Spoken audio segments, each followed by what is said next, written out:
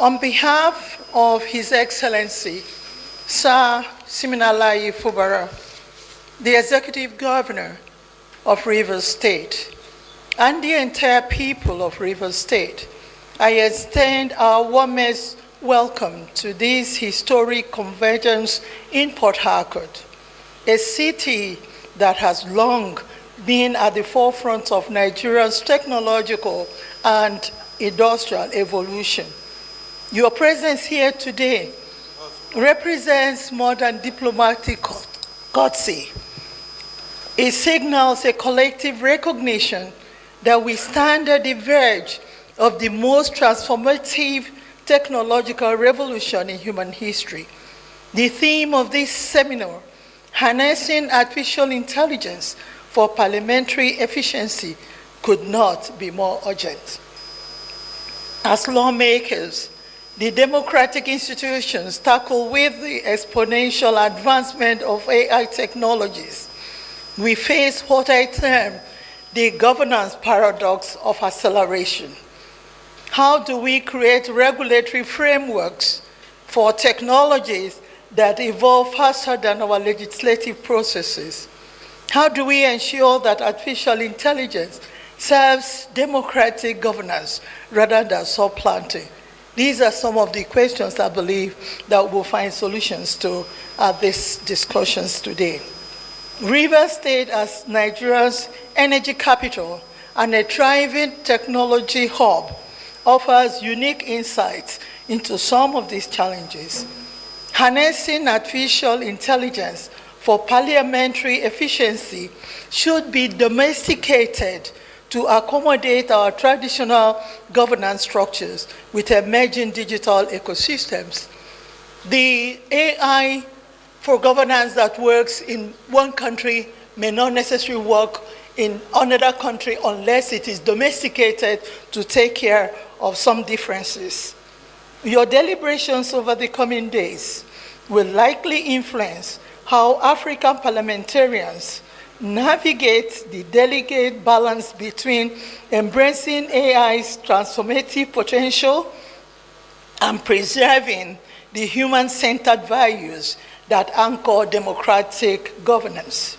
The demonstrations you would witness, from agricultural optimization to health surveillance to security applications, represent tangible pathways towards what I envision as augmented democracy, where artificial intelligence amplifies human wisdom rather than replacing it.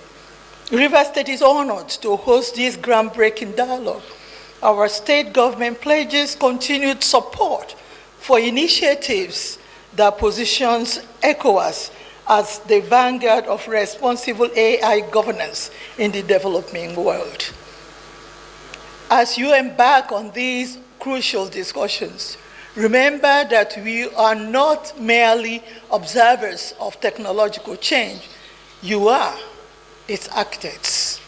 The frameworks you develop, the standards you establish, and the ethical principles you embed will determine whether artificial intelligence becomes a tool of democratic empowerment or technological subjugation for future generations.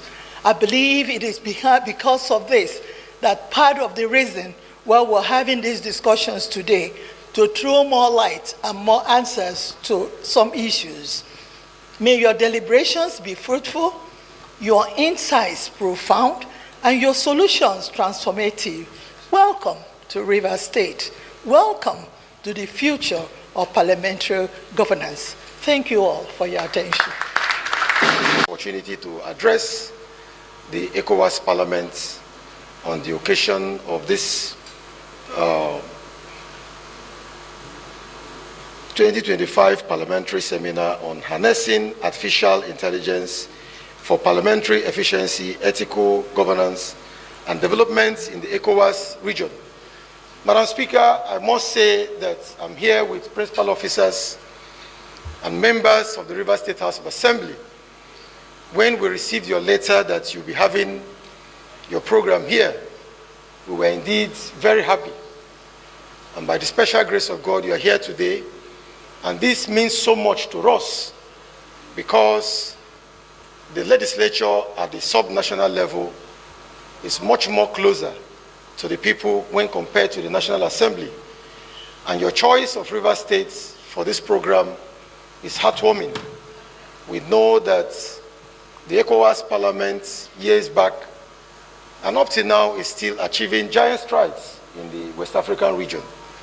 And we believe that this particular section will be another opportunity for this Parliament to come up with resolutions that will impact heavily on the good people of not only Nigeria but the entire West African region.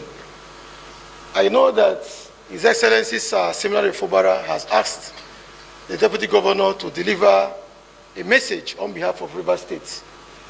For that reason, I will say little because I know that His Excellency will say so much on behalf of the entire state. Madam Speaker, I want to just, before resuming my seat, assure you that those of us in the Rivers State House of Assembly will watch closely what you'll be doing while you are here in Rivers State and see what we can learn from what is going to happen here. We believe that there's so much more to learn from you so that we can improve on what we're also doing here at the sub-national level. We believe that the legislature remains the foundation of our democracy. The legislature is key to any democracy anywhere in the world.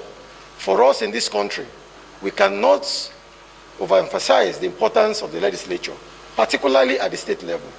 We can't talk about proper oversight. We can't talk about good laws. We can't talk about a proper governance framework for our people if we don't strengthen the legislature and allow the legislature to perform the duties as enshrined in the Constitution. We believe that we'll continue to serve the good people of Rivers State, and we know that Her Excellency, the representative of the governor is also here. We believe that we have very good opportunity to work together so that Rivers people will definitely benefit from our efforts, and it's our hope that at the end of the day, the dividends of democracy will get to them and our people will be happy. So, Madam Speaker, and all the participants, we welcome you to Rivers State. We pray that you have useful deliberations. May God keep you and ensure that all that you are going to do here today will be successful. Thank you, and may God bless you. I don't know how you look at it, but for me, because I'm a computer literate person too, since the introduction of AI, artificial intelligence, I find it as a tool, not actually as a replacement of a person. So you can effectively use AI for so many things, but I don't think the AI technology itself can replace human technology. You have to get somebody to do it, you know.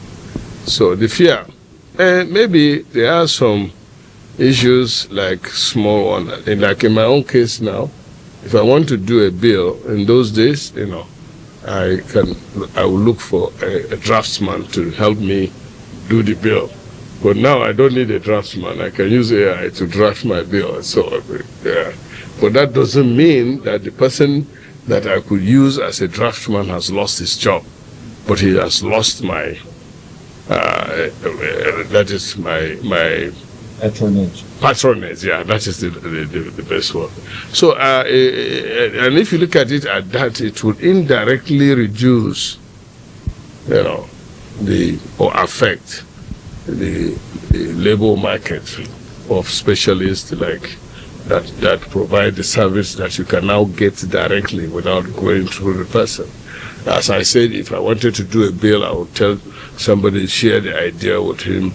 And now, instead of sharing the idea so that he would draft the bill for me, I share it with AI and get the ideas and also even prompt it further to adjust, you know. But to me, I'm excited because, as I told you, you see, always with my laptop because I can get information easily.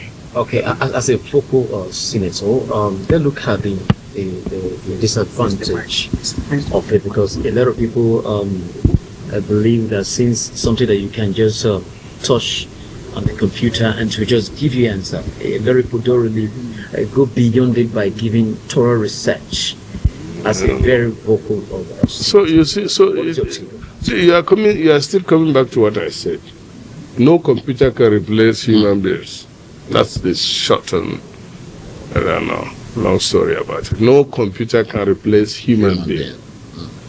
You need human. In fact, it is the human being that created the computer itself. It is human being that created the AI. So you can't say about that AI will replace human beings. No. Okay, sir. Let me come in. Let's talk specifically about lawmaking with special emphasis to the West Africa sub-region. How well can this parliament really make what we do as a people? When I say as a people, I'm talking about the nations in the sub-Africa sub-region. How can we use legislation to enhance development in the region, specifically speaking lawmaking? Actually, we are supposed to have gone more than that where we are today, because ECOWAS is 25 years old now, I think. Yeah. Is it 25? Yeah. 25 years since the formation of ECOWAS, but we have not gone that far. The European Union came, after ECOWAS, but they have gone far. They have common currency, they have common visa, even this Schengen, what do you call it. So they are moving fast and they are doing some products. But for us in Africa, I don't think, and we really need to, because we are almost virtually the same. Like in the West African countries, from here, you find Yorubas in Ghana, Togo, everywhere. Even in the South here, you have spillovers, South people in Cameroon and going down. So we are supposed to be more united so that our economy, our political, even to the extent of political, this is supposed to go far, because we are one and the same people. And the bigger we are, the better. But I think because the issue of politics and power is the one that is really drawing us back. Everybody wants to be a king in his own. But you can be a king in your place and still be in the community and, brotherhoodness. Like you can imagine, let me give you an example. Bayelsa and Rivers used to be the same, isn't it? Yeah. The moment they create Bayelsa State, then when you meet your brother from Rivers, you say, this is Rivers man. That's the problem. We are supposed to be more united than to be divided. Divided we fall, united we Thank you very much. Thank you so much.